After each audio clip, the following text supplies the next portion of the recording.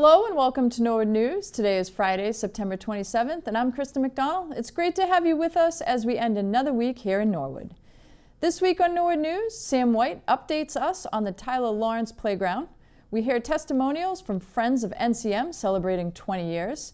But first, it was lights, camera, action on the Common earlier this week as Norwood Community Media hosted its 20th anniversary celebration. Executive Director Jack Tolman, member of the NCM Board of Directors Scott Murphy, and Selectman Bill Plasko reminisced on how NCM, originally Norwood Public Access, first formed in 2004. Comcast license was coming up for renewal. The Cable Commission started as early as 2002 dealing with that issue. They were having some problems with Comcast was playing hardball with the license terms of the license because Norwood Municipal Light was getting to the business. So this was the first time the town was going to have two providers. And they wanted to make sure they had what they called an equal playing field. And there was discussions about how do you accomplish that. And Gordy Smith from the Cable Commission and Joan Jacobs, they came to me as chairman of the Board of Selectmen at the time and asked to get involved in negotiating the issue because they felt like they were up against the wall, just not able to go any further. And we resolved that we would get funding from both providers, and we would set up or have set up work with a third-party nonprofit to actually run the programming. At that point, after getting that agreement, I went to MCTC that existed at the time, was part of the public access PEG process at the time, but they didn't want anything to do with it. So I panicked. Yeah. Because what do you do now? You negotiated you were going to have somebody run it, you have no one to run it. So this gentleman right here became victim. I gave him a call and said, you have to help me. I need you first and foremost with your lawyer skills to help us set up a nonprofit, and please be a member of the organization to begin with until we can get it started, get some people involved. The live production also included volunteers and staff members both on and off the camera. To watch the full show, catch it on NCM Community Channel or on demand at norwoodcommunitymedia.org. On Tuesday night, Norwood Police and Fire responded to a scene on Manhattan Street at Maple Street for a serious pedestrian accident. Norwood Police issued this statement. Norwood Police and Norwood Fire are on scene on Manhattan Street at Maple Street for a serious pedestrian accident. The pedestrian has been transported to Boston on a med flight out of Norwood Airport. The driver of the car remained on scene and has been released after obtaining his statement. Massachusetts State Police have been notified for accident reconstruction, and Manhattan Street between Nichols Street and Washington Street may be shut down for a period of time. Please keep the victim and his family in your prayers during this difficult time.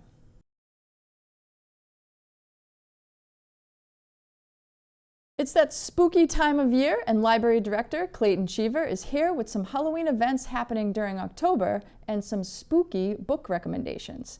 Here's the latest edition of Moral Moment. Greetings, library lovers. Welcome to the Morrill Memorial Library, Norwood's public library for everyone. I'm Clayton Cheever. I use he, his pronouns, and I'm your library director. For the second year in a row, we're partnering with Progress Norwood to present a Halloween costume swap. All month long, we invite you to bring your gently used Halloween costumes to the library to give them a second chance. If you don't have a costume yet this year, you can also browse what we have available and take home whatever you like. You can find all the details on our website. You can visit the costume swap anytime the library is open in October. You do not have to donate a costume in order to shop the swap, and participation is open to everyone. In addition to the costume swap, all month long we are once again coordinating the Norwood Halloween Hunt. Teams of up to 5 people can get cards online on our website, in the library, or use the Beanstack app to participate. There are 2 different difficulty levels for the cards, which hold clues to answers that can be found at locations all around town. Every team that completes a card will win a small prize, as well as be entered into a drawing for the grand prize.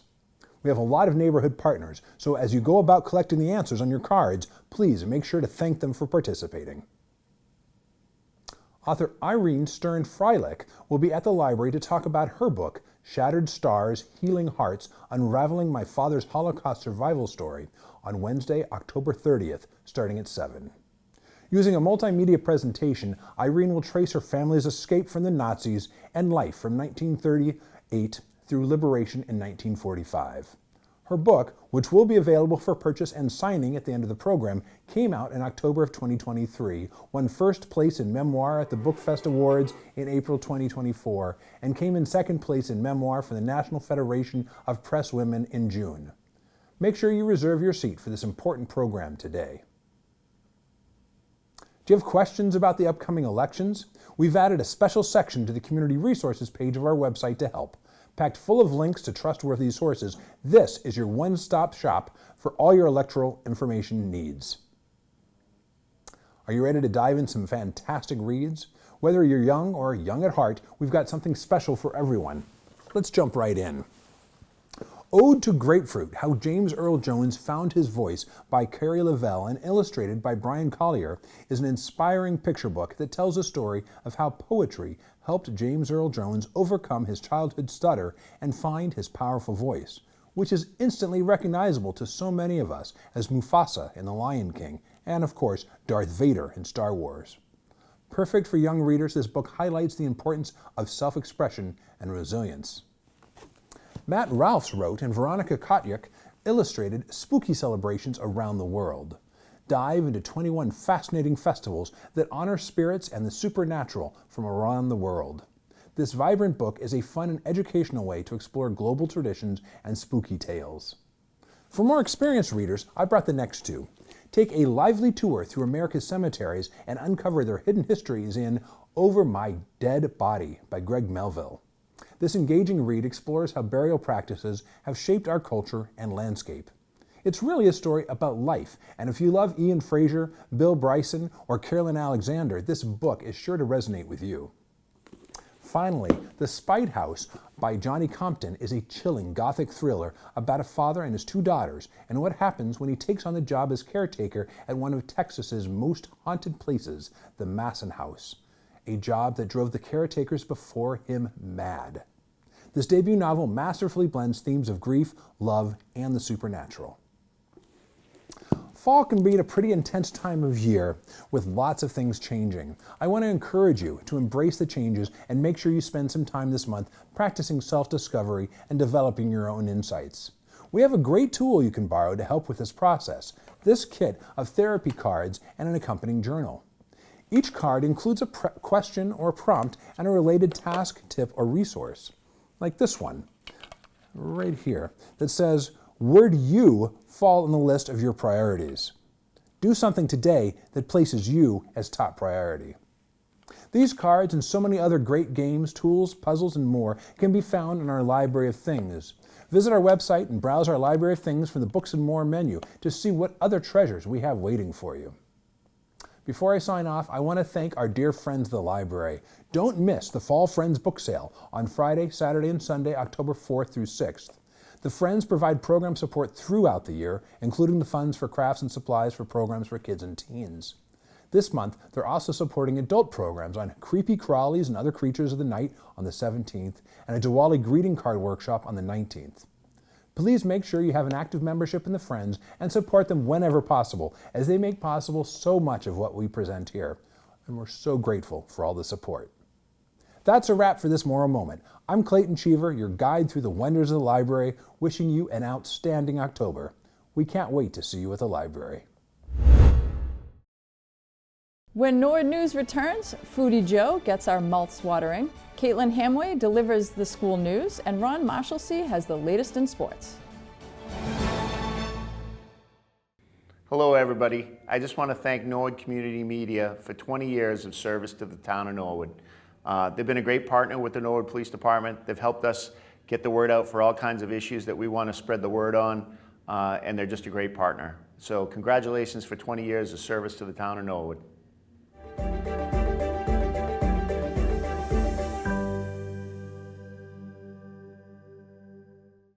The Recreation Department is excited to announce that work on the Tyler Lawrence Park at Norwood Airport will begin soon.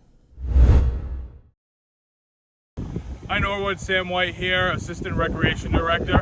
I'm here at Norwood Airport and we're getting excited for our upcoming project, which will be named the Tyler Lawrence Park. It will consist of a playground that will be located right here behind me. We're very excited to start this project in about a month for everyone to enjoy while you come down and watch the airplanes take off and land.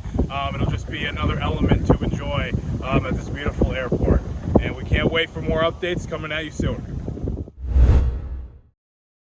This week we have a Norwood's Foodie Joe segment that's fresh out of the oven. Our guy, Joe Sleeman, loves his food and recently went to Lewis's to sample their pizza.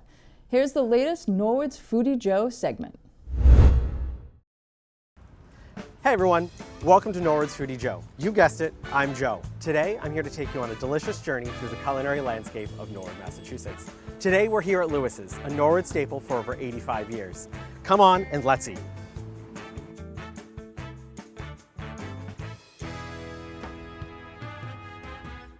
Here we are at Lewis's Restaurant and Grill with their new pizza oven from 2022. Today I'm going to order the pegged pant pizza. Try saying that 3 times fast. Today we're going to be making you a pegged pant pizza. So pegged pant is one of our specialty pizzas here that we came up with when we put this pizza bar into effect a couple of years ago. Quick little backstory on the pegged pant.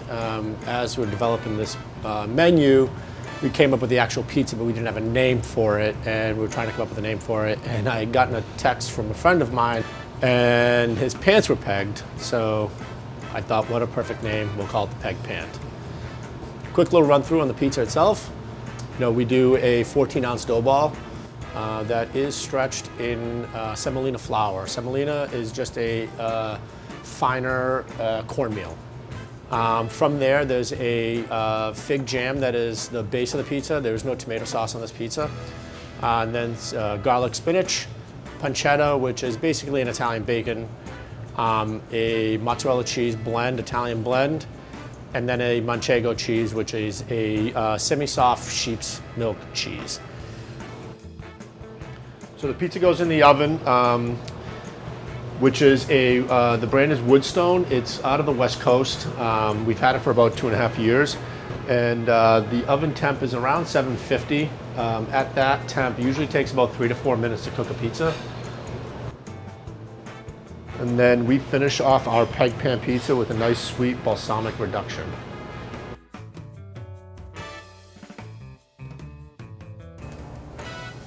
All right, Joe, here's your pegged pan. Awesome. Enjoy. Thank you very much.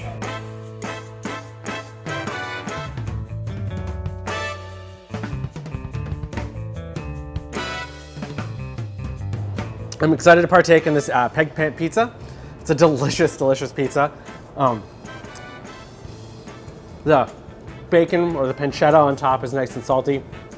Works perfectly with the fig underneath and the balsamic glaze on top. The manchego adds a nice kind of nutty flavor, something you don't normally get on pizza. And then to top it off with the spinach, makes the whole thing healthy. Absolutely going to eat this entire thing.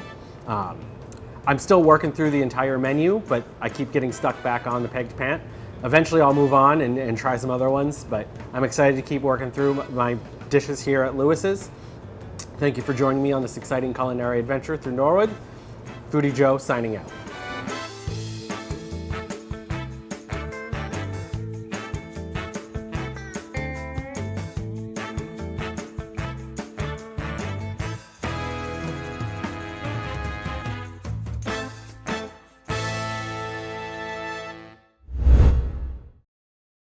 Up next, a brand new Living Local segment where Jack Tolman and Kiki Thaxter learned all about batteries right here in Norwood.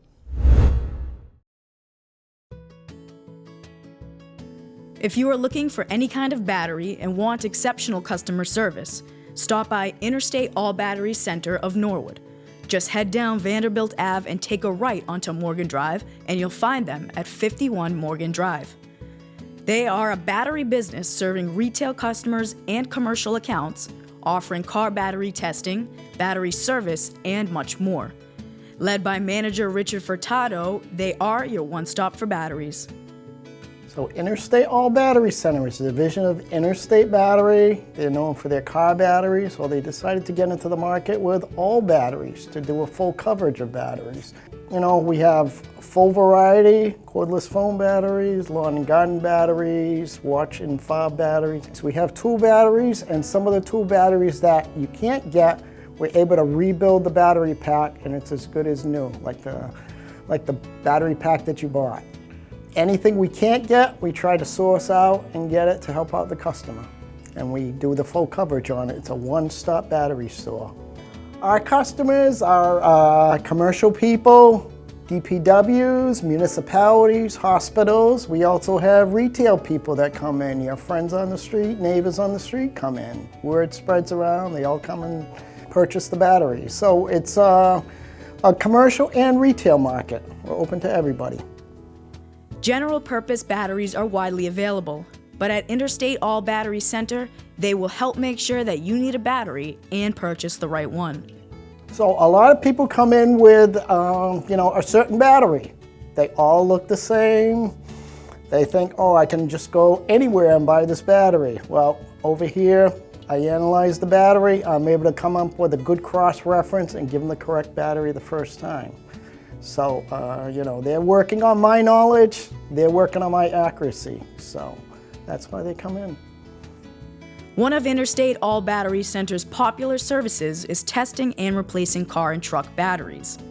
No appointment is necessary, and they will provide a free test so you can see if it has what it takes to get you through the season. So I provide free battery tests. It takes about 30 seconds to do a full battery test. I'm able to determine what the battery is putting out for voltage, what it's putting out for amps, in comparison to what the battery is rated at. I can also check the charging system of the vehicle and make sure that the alternator is working properly too. Sometimes opening and replacing the battery to your car's remote starter can be difficult. Here, they will replace it while you wait.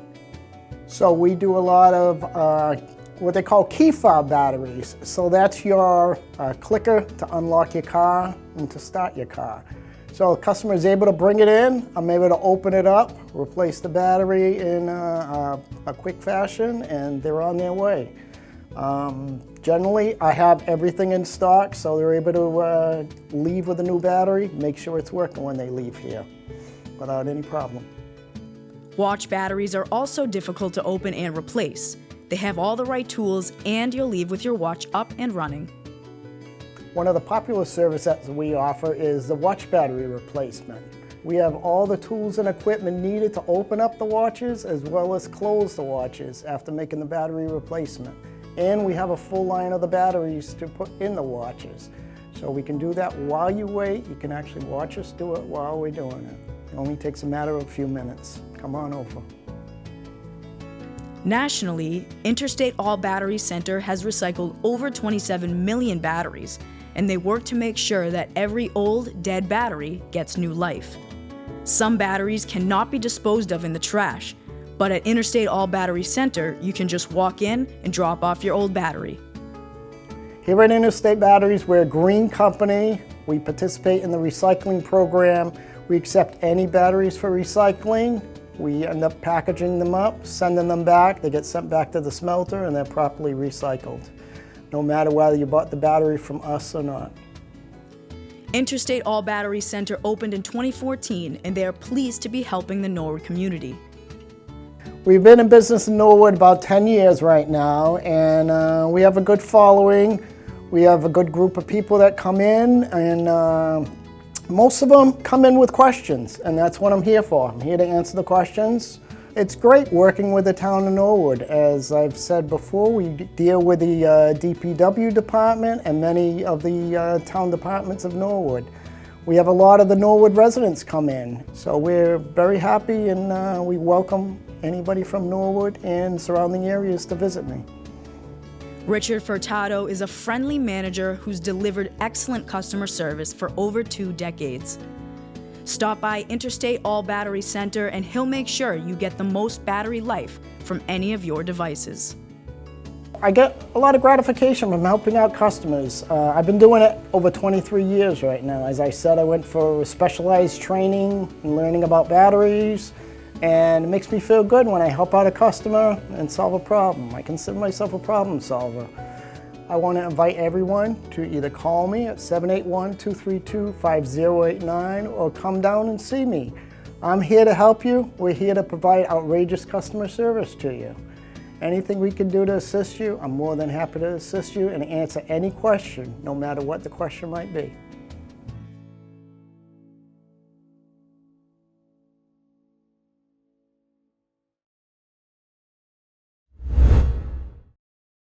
Now we're going to toss it over to Caitlin Hamway for the latest in school news. I'm Caitlin Hamway, and I am a junior at Norwood High School, and let's take a look at what's happening in our Norwood schools.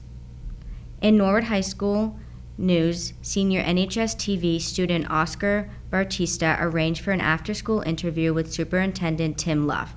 Producing this segment for his TV class, Bartista learned about Luff's background and how he plans to lead the Norwood School Department.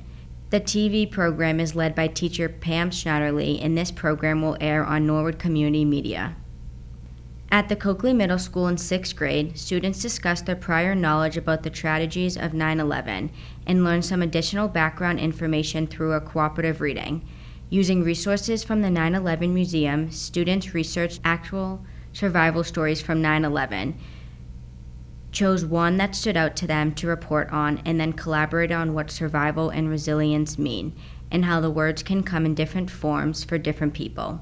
As a final project, each team created a survival tree with leaves filled with words of inspiration and hope. At the Balch School, here is a 5th grade SEL lesson about not being able to take back harsh and hurtful words once they are out, much like being unable to get toothpaste that has been squeezed out back into the tube. Looks like a fun way to connect to this important concept. At the Callahan School, students are awarded CARES cards. This stands for Cooperative Active Problem Solver, Respectful, Empathetic, and Self-Control. Let's take a look at some proud students.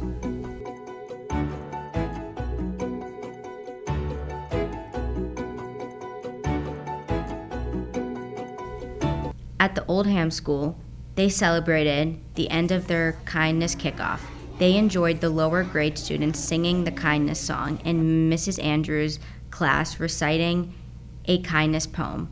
The best part was celebrating one student from each classroom who exemplified the definition of kindness.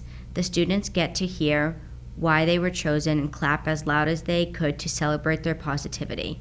The school also recognized 5th grade teacher Mr. Perry, who was nominated as a staff member who showed kindness. They look forward to working on the character trait respect over the next month. Oldham kindness models this month include Grade 1, Morgan and Vivian, Grade 2, Ashley, Henry, and Haffey, Grade 3, Layla, Violet, Sullem, and Paul, Grade 4, Lila Cook, Nikki Riccardi, and Matthew, Grade 5, Jocelyn Coleman, and Gormac Gorman. The Cleveland School also celebrated Kindness Month, and the Cleveland staff recognized and celebrated students who performed outstanding acts of kindness. Over the past few weeks, kindergarten students at the Willett Early Childhood Center have been busy learning about their new school and all the new school routines and spaces. Students have been learning to navigate partner work, playing in the gym, going to art, music, and library classes, and even mastering eating in the cafeteria. For many Willett students, this is the first school experience, and they are off to a great start. They have been lucky to be learning in so many fun and special ways, in their classrooms, shared spaces, and even outside. Each day, the Willett continues to be a great place to grow. September 15th was the first day of Spanish Heritage Month. At the Little Mustang Preschool Academy, the students learned about the famous Mexican painter Frida Kahlo. The children had a great time painting and making Play-Doh flowers like Frida wore in her hair. They built her Caso de Azul using blue blocks and tiles. The students embraced her love of animals by sorting animals into categories. The LMPA has a lot of budding artists. That's it for school news this week. We appreciate all the teachers who take the time to share their news with us. It gives us an inside look at all good things happening in our schools. Now let's send it over to Ron Marshalsea with our sports.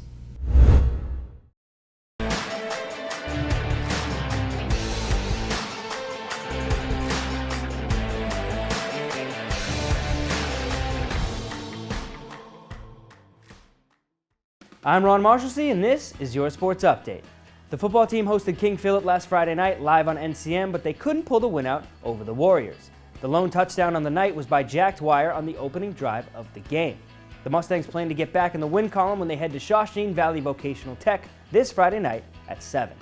The field hockey team won the Battle of the Undefeateds Wednesday afternoon when the 7-0 Mustangs hosted the 7-0 Medfield Warriors. It was a very close 1-0 win with Shea Larkey getting the goal and Morgan Nauman assisting. They have another tough matchup on the horizon heading to Walpole Friday afternoon at 4. Next Wednesday, the field hockey team will host Medway on the turf out back for their Pink Out Night, which NCM will be covering live.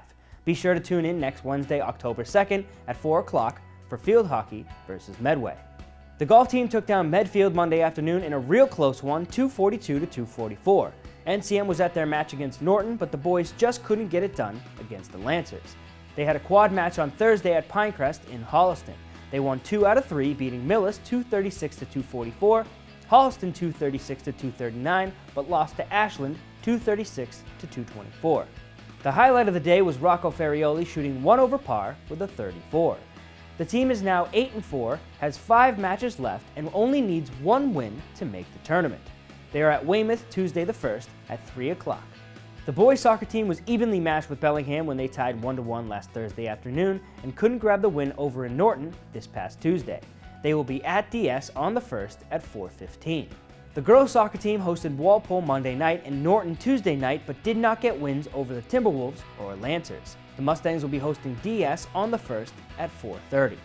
Both cross-country teams went to Ashland Wednesday afternoon. The boys couldn't walk away with a win, but the girls get their first win of the season, taking down the Clockers 28-30.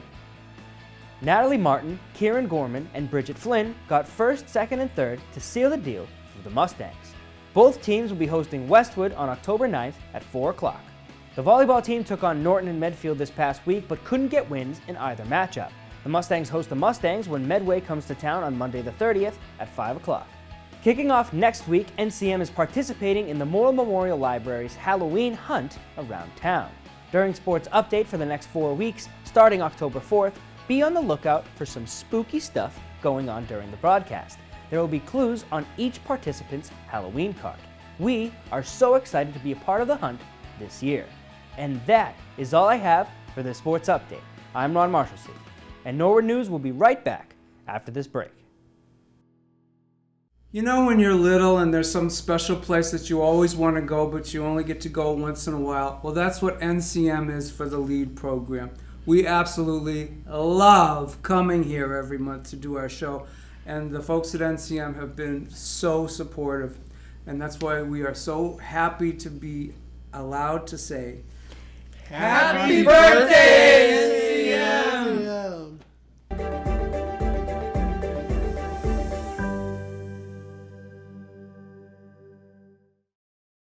The Board of Selectmen met earlier this week and held a public hearing for 923 to 929 Washington Street to allow the construction of a 32-unit multifamily residential building. The Harry Butters Chamber was full of residents expressing their concerns on the size of the building and not blending with the neighborhood.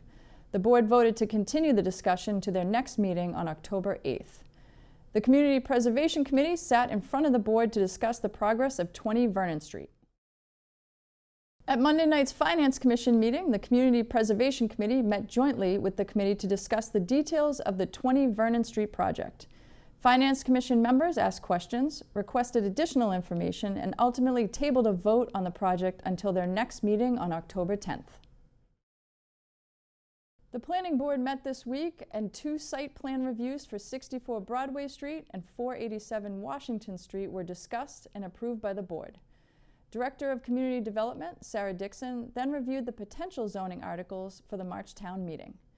Accessory dwelling units, open space, residential subdivision, Section 5.4 non-conforming structures, and commercial and personal kennels in MCMOD were all topics of discussion. The next Planning Board meeting will be Monday, October 7th. With September and Suicide Awareness Month coming to an end, we wanted to share the story of someone from Norwood who does his part to spread awareness.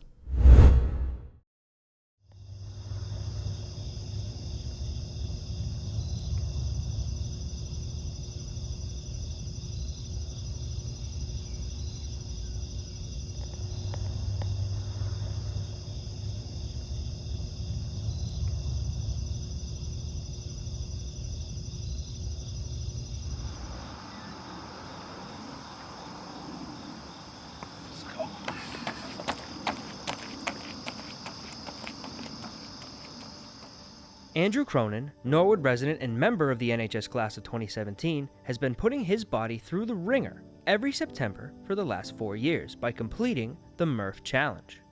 The Murph Challenge, usually done around Memorial Day and started by the Lieutenant Michael P. Murphy Memorial Scholarship Foundation, is not just a physical test, but also a mental and emotional one. Anyone who attempts the Murph is pushed to their limits by completing a 1-mile run, 100 pull-ups, 200 push-ups, 300 squats, and finishing off with another mile run. Andrew found out about this workout by a friend in 2020, after the pandemic had sent everyone home. I was studying abroad in Spain. I got sent home because COVID started. I was at the Cape with my best friend Liam McAleer. He came up to me, he's like, you want to try out this workout? It's called a Murph. And I was like, that sounds terrible. Like, I surely can't do it, but I'll try, right? So we actually did it along the Cape Cod Canal. There was a pull-up bar there. We ran it.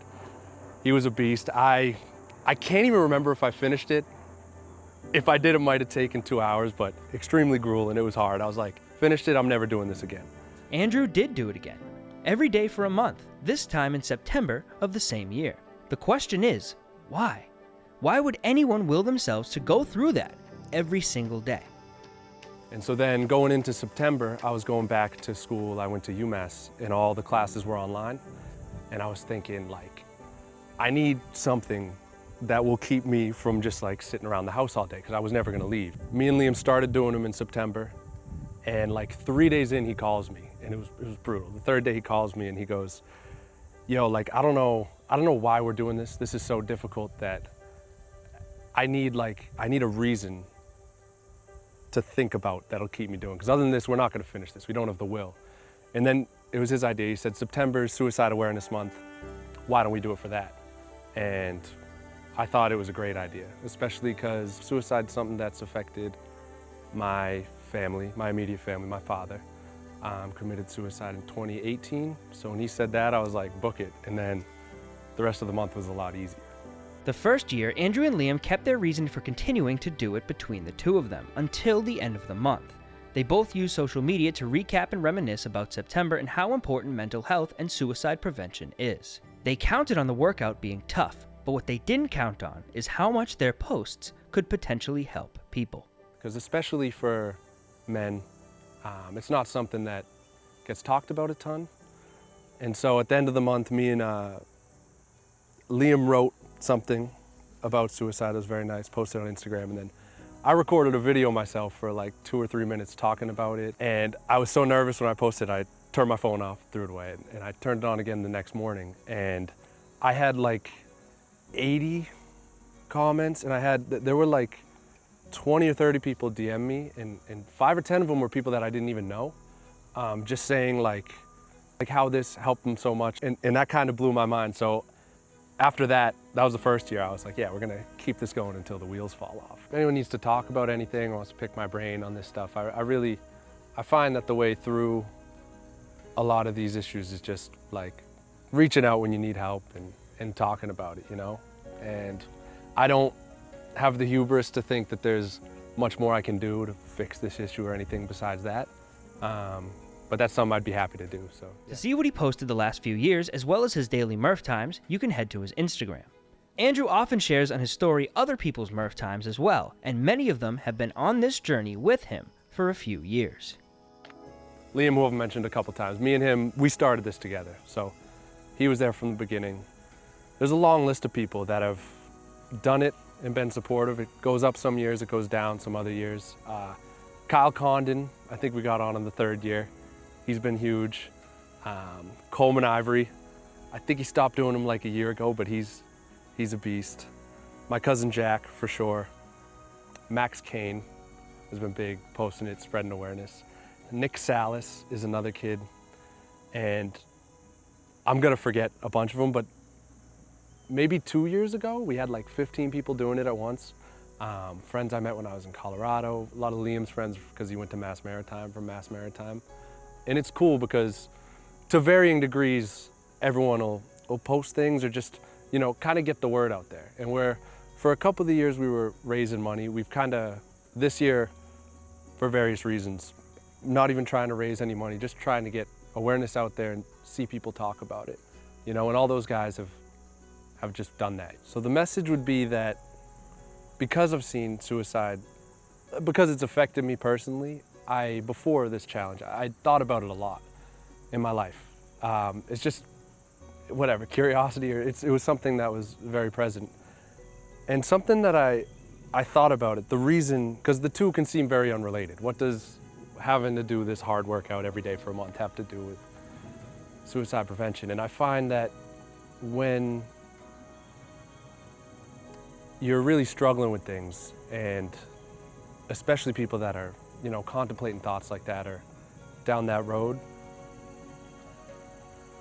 the only thing I see that you can do to help yourself is to act, And this is a challenge that's so difficult that no matter how bad, part of it is like, all right, you look back at the end of the month or even while you're doing it, and no matter how bad you felt, no matter how bad you felt about yourself, October 1st you look back and you're like, all right, maybe I'm a loser, maybe I'm a piece of crap, but at least I could do that.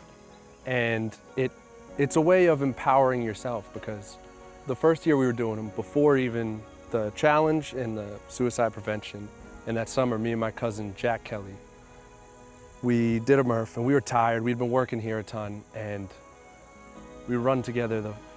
We would always sprint the final stretch, and you call it emptying the tank. And right before we were turning the corner, I looked at him and I said, this right here, it was like 5:30 in the morning. I was like, this right here, this is something that nobody can take away from you. No matter what happens today, this is something you get up every morning, you do it, you put in that work, and no one can take this from you. And I strongly believe that you do that, and then you do it again, and then you do it again.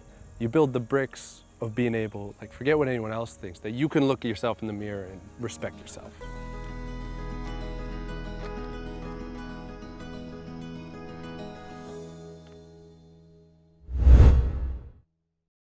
Well, that's all for Norwood News. To stay up to date with Norwood Community Media, follow us on Facebook, Twitter, and Instagram. As always, thank you so much for watching. Have a great weekend.